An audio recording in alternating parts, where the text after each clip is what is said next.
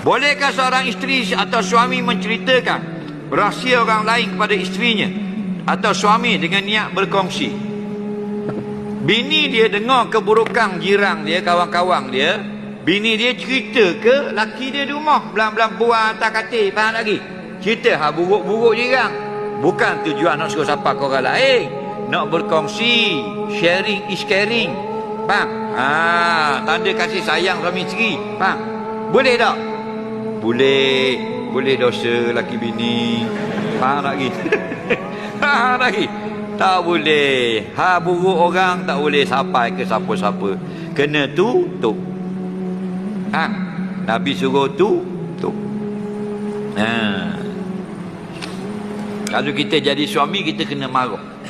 Jangan cerita hak uduh-uduh orang ke saya. Jangan cerita ke orang. Saya pun jangan. Awak ada tahu uduh orang, simpan. Tak boleh. Kita orang Islam kata gitu. Faham?